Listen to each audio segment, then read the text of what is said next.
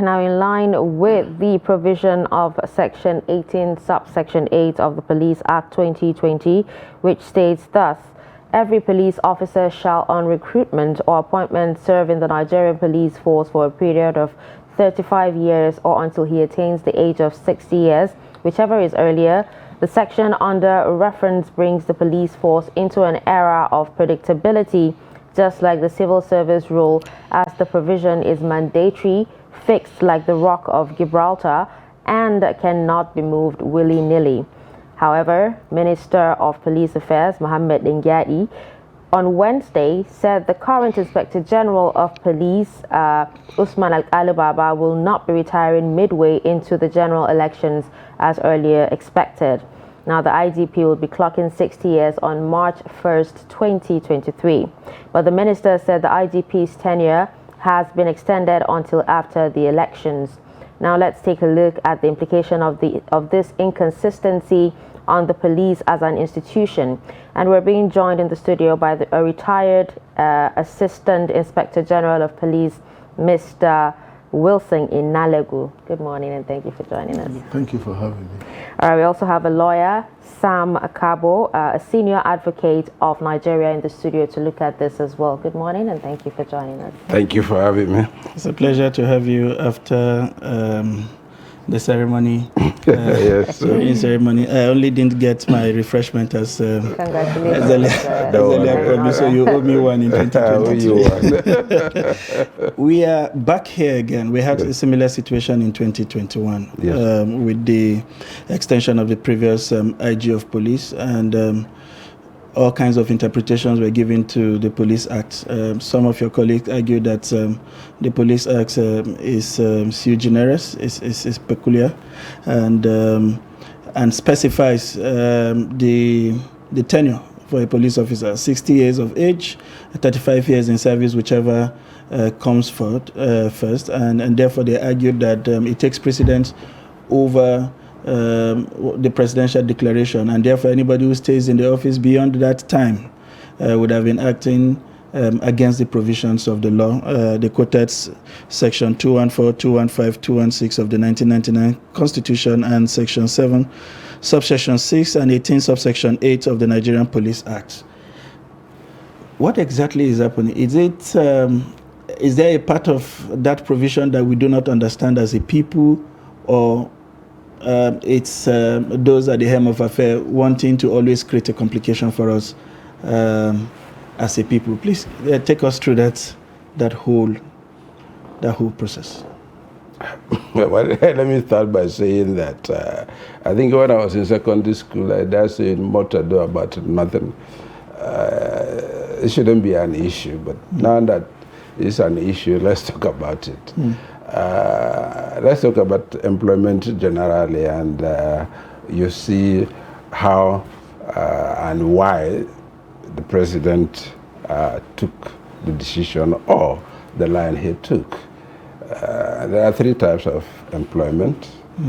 You have the master servant, which one is regulated by nothing. If I wake up in the morning and I don't like your eyes, I say you are sacked. You understand? Then you also have the one that is regulated by the civil service rules, and you have the one that is also regulated by law, which the lawyers would say the one that has statutory flavor, and that is what is applicable to the Inspector General of Police. The police force is established by the Constitution, Section 214. The appointment of the Inspector General is also prescribed, Section 215, and the Police Act, which also reproduces the provisions of the Constitution, went ahead to also give a tenure of 4 years to the office of the Inspector General of Police. And over time, for this administration, there has been the pattern of extending the tenures.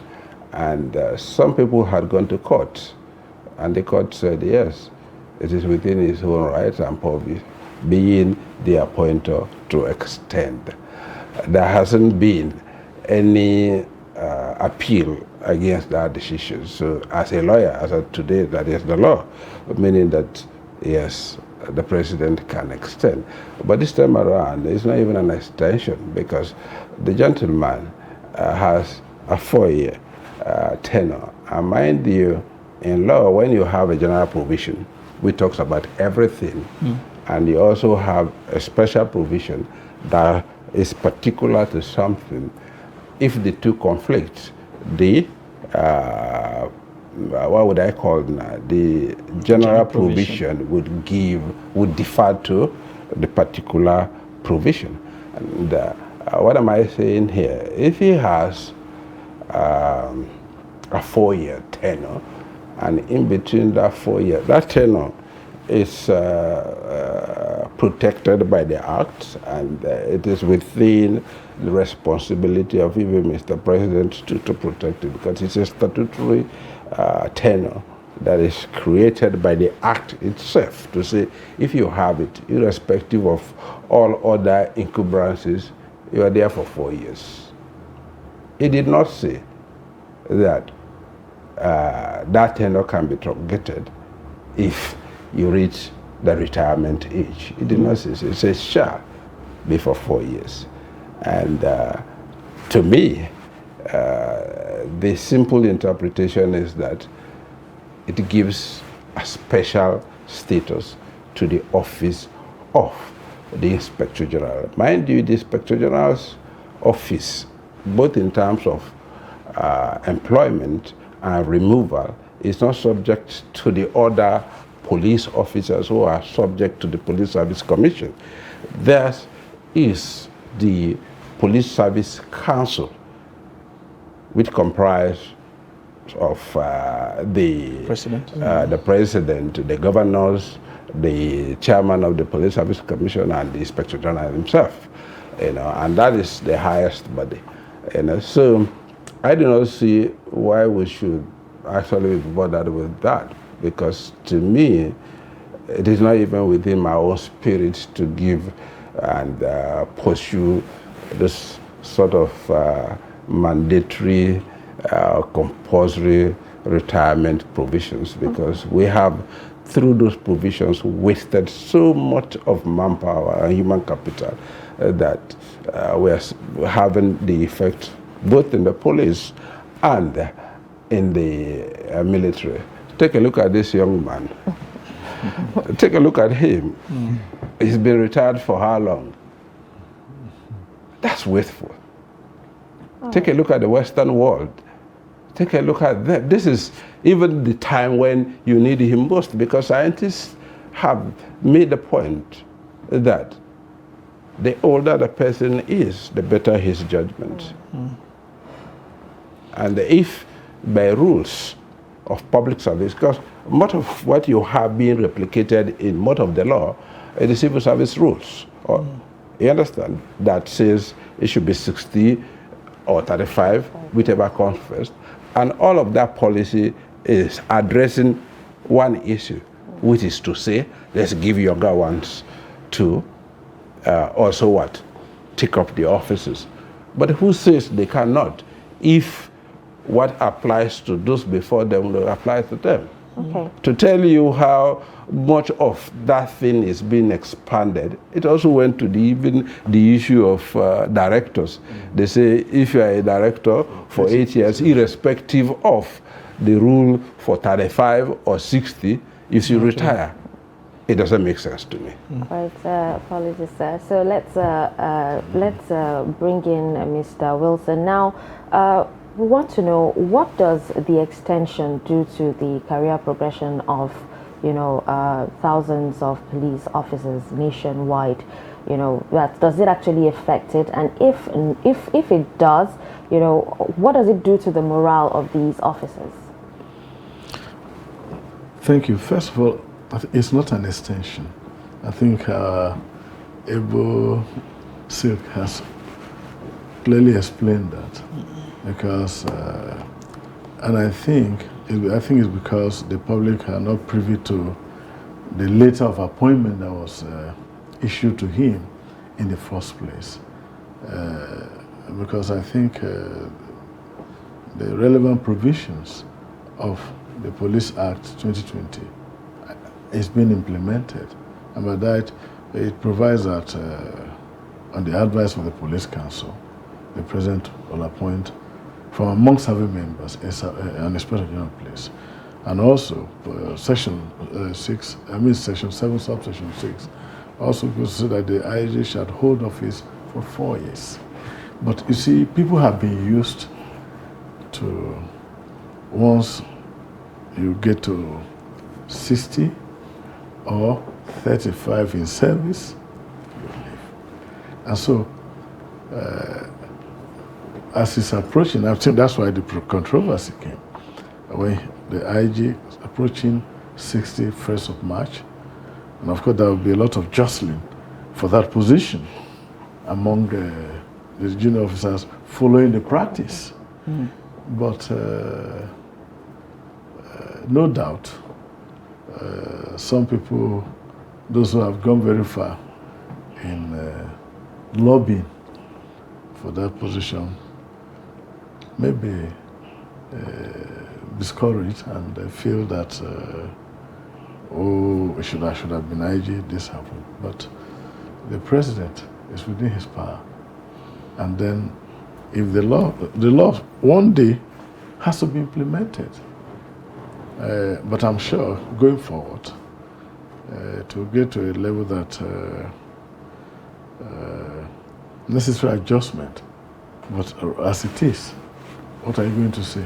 Are you going to say the law should be amended because of this? So the law is the law, and I think there was opportunity given to the public to, to debate. But certainly, especially for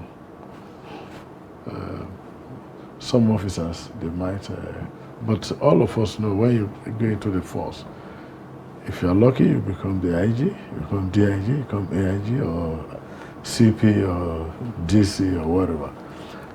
And so the appeal I have is for the officers to continue to work hard. But I think the force should, the IG should use his position to,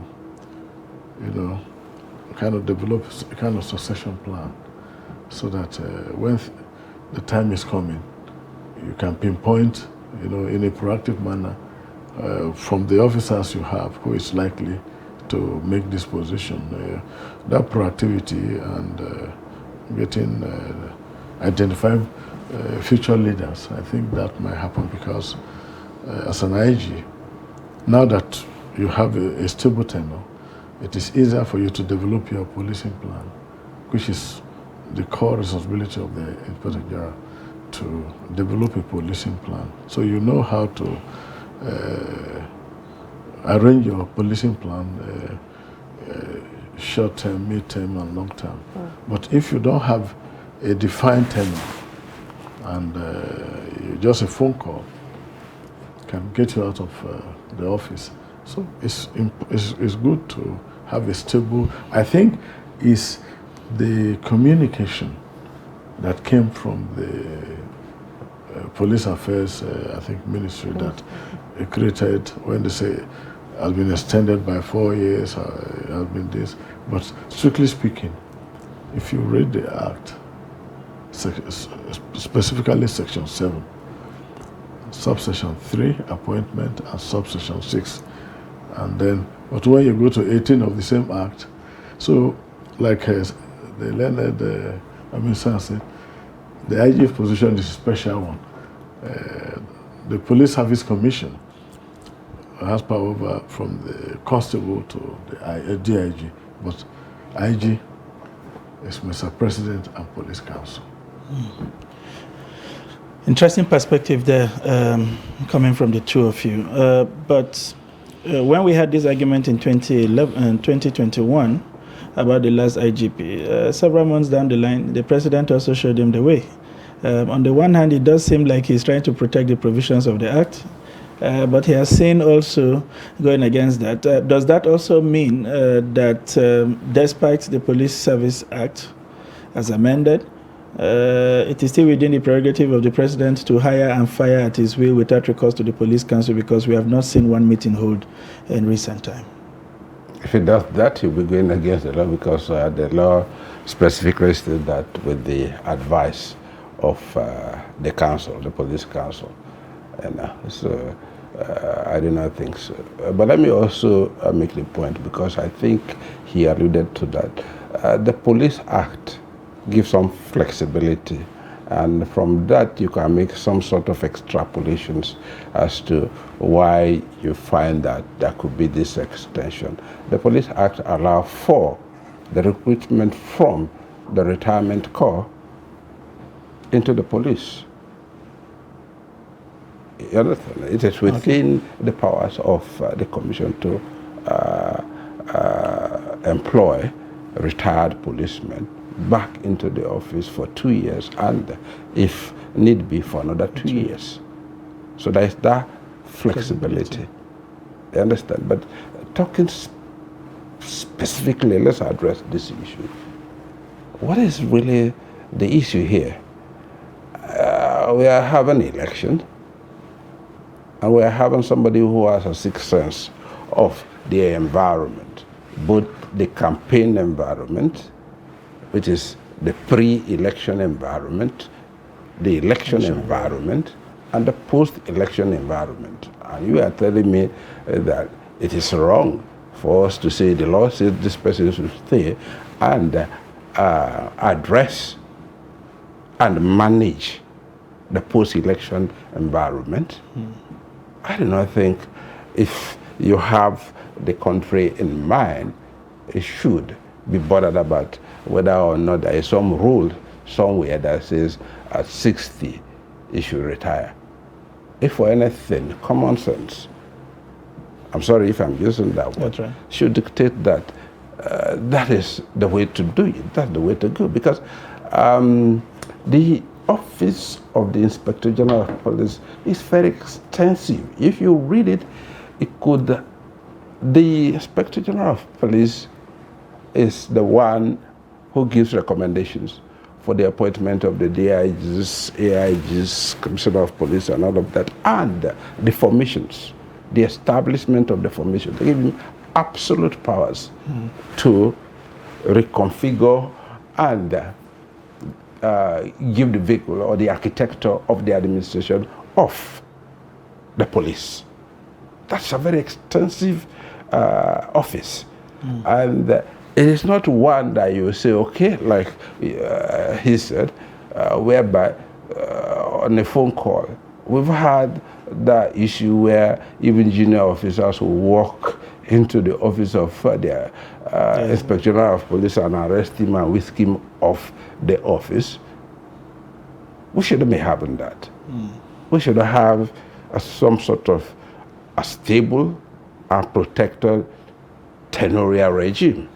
With that, it gives the office holder not just confidence, but also an environment to be creative. We're living in a country that would say the most challenging issue today affecting every other sector and department of the state, security. Coming to Mr. Wilson, and taking off from where he stopped, talking about tenure and structure and stability in one fell swoop. Do you, when you talk about the Inspector General of Police having now the leverage as provided by the Act to now have a short, medium to long-term plan, that sort of creates stability and continuity, should that also include, perhaps maybe not in this Act, I don't know if that provision is there, should that, the kind of protection he has, also be extended to the DIGs, such that they also sort of become tenured, but he could be at liberty at how they are deployed and all of that. But you get to that level where you get a sense of tenure and protection, because at the end of the day, the IG alone cannot oversee every part of this country. So it allows them to come to a point where if you arrive at the DIG ship, say, with a year or two to go, you don't feel like there's really no time to do anything. But that tenure provision then provides you the platform to sort of work in sync with him and allow you to achieve something before you go. What's your impression of that? You are absolutely correct. Because when you are talking about police reform, you are supposed to have a change management team. And this change management team is not made of the IGP alone. So I think when IG Baba was appointed, in line with the efforts of government to reform the Nigerian police force, I think there should have been an arrangement to have a team that will have reform, that will bring that change process, that will lead to greater capacity and integrity. And when you do that, the stability that you seek in giving the IGP a stable tenure will be more impactful, to the force. Because the Nigerian police, like we all know, is in need of in their need of reform, restructuring, and rebuilding. Because in bringing that change process, in bringing that reorganization, which is restructuring, what are you supposed to do? Of course, the IG has the prerogative of organizing the force in the way he thinks is convenient, is good enough for him to be able to deliver his mandated functions. Mm-hmm. And so in doing that, in appointing an IG, perhaps in that 2021, this reform-minded step should have guided the authorities in making this appointment, so that when you have the IG, he has his DIG, he has his force secretary, and this, because he appoints them anyway, he recommends them to the Police Service Commission. And when you have that, you are able to give the force the direction that you want. But a situation, that's what I think. Because when you have this change management team in place, you are able to bring your reforms, you are able to implement them, and then you move the force in the direction you think your vision, your passion will take the force. Because every person that gets into a position, he must have a vision, he must have that drive that will say, look, this is the way I want the force to be. I want the force to be properly community oriented. I want the force that the respect for human rights is something I will not play with. I want the community to have confidence, to have trust, and then you have a management team and you can pilot them in such a way. But where you have a member of your management team comes, he spends 6 months at DIG, it is enough time.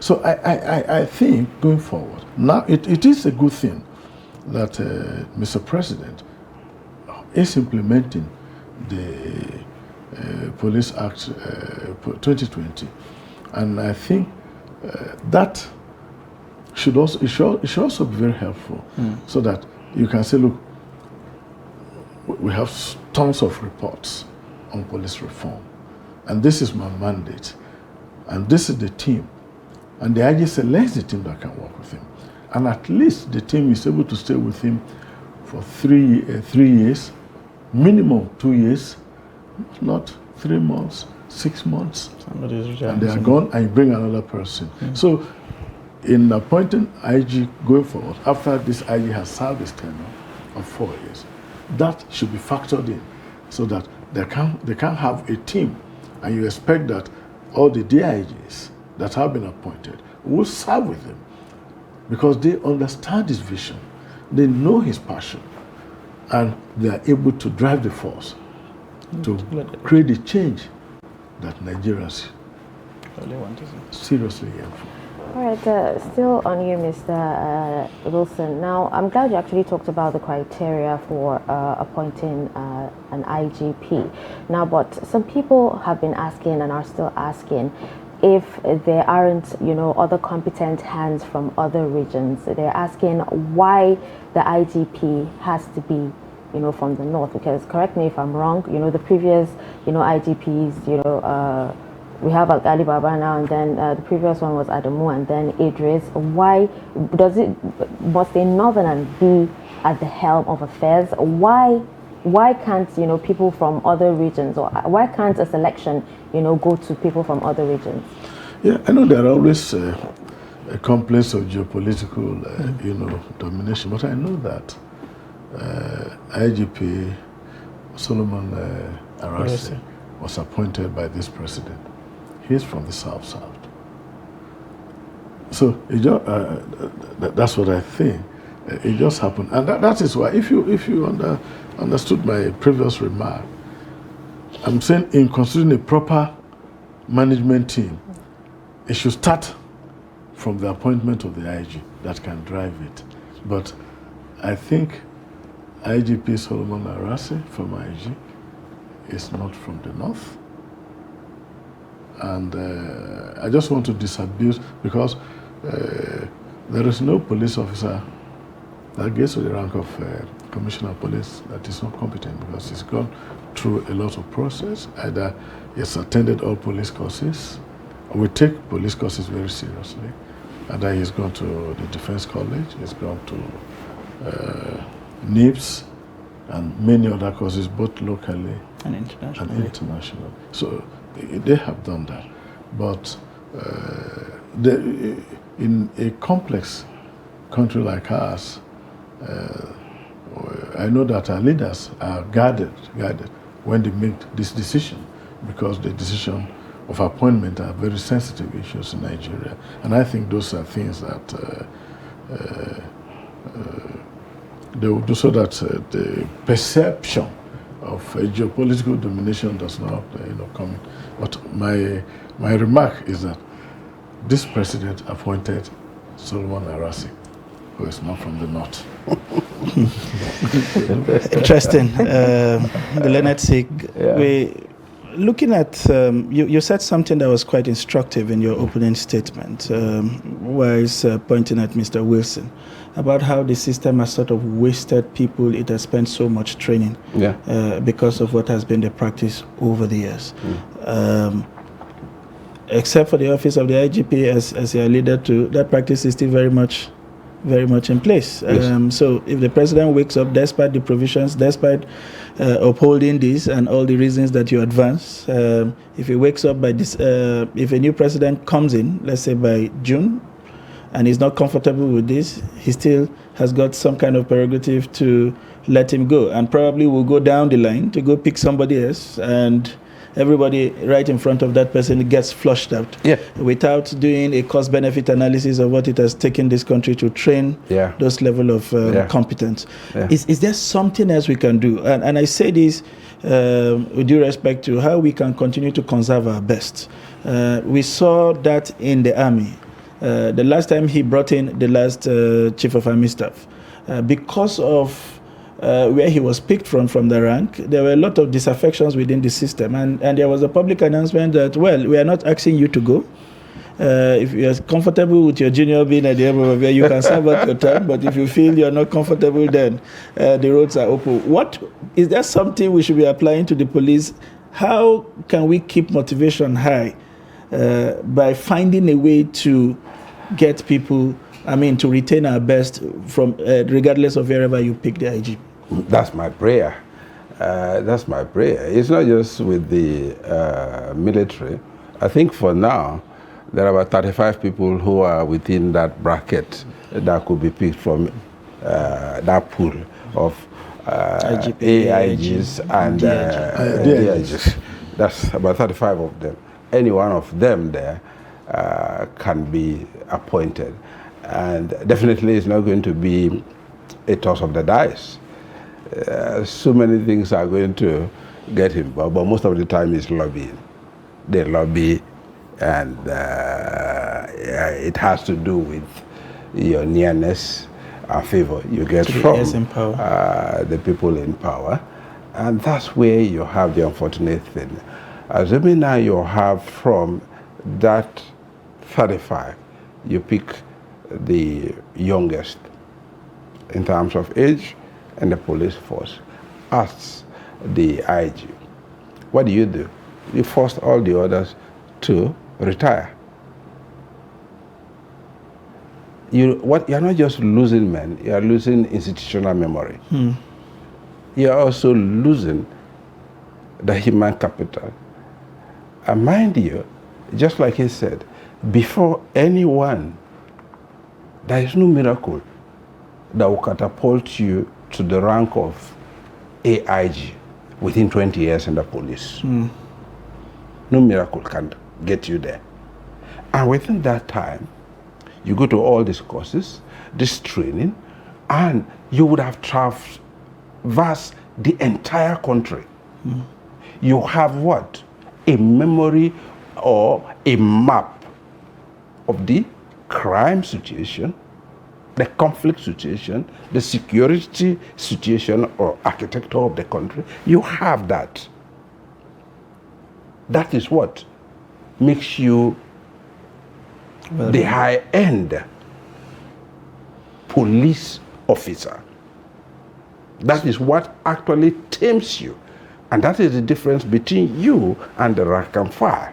And that is why you see that gap in terms of what? Comportment, culture, discipline, finesse, poise, between what? Those high-ranking officers and the ones that you meet in the street. It is that experience built over time on public money for public purpose. And now, when they get to the point where the country should say, oh, thank God, we should have the dividends of what? Our investment. You now bring in this sort of policies. How we are in a situation where I can change it. We shouldn't do that. Because in any case, the Inspector General of Police has unending latitude to create those offices and structure to ensure that what? There would not be resentment or to pin down others because of what? Other people are occupying offices. Interesting. You understand? Yes. So to me, believe me, that is something they should address. Thank you very much. Like yesterday. So, the question that... yes, in 30 seconds because we are... The question that, first of all, every police officer should see his service, his privilege to serve in the force as a call to national service. And I really want to remark on the question very briefly. The Northeast has not had an Inspector General of Police for a long time. The current Inspector General of Police is from the Northeast. The IGP Ringim, IGP Suleiman Abba from the Northwest. Adamu Mohammed and Idris Kotum from North Central. IGP Arase from the South. IGP, late IGP Tafa Balogun, Smith and Hindero from the Southwest. Then IGP Onovo from the Southeast. So IGP Alkali is, after a long time, is the one coming from the Northeast. I just felt I should give this clarification. Thank you very much for providing that perspective. We've been talking with retired Assistant Inspector General of Police, Mr. Winston Inalugu. It's a pleasure to have you in the studio as always. And with the Leonard Sick lawyer, senior advocate, Sam Kabo, it's a pleasure as always. And I need to remind you that you still owe me one. Definitely.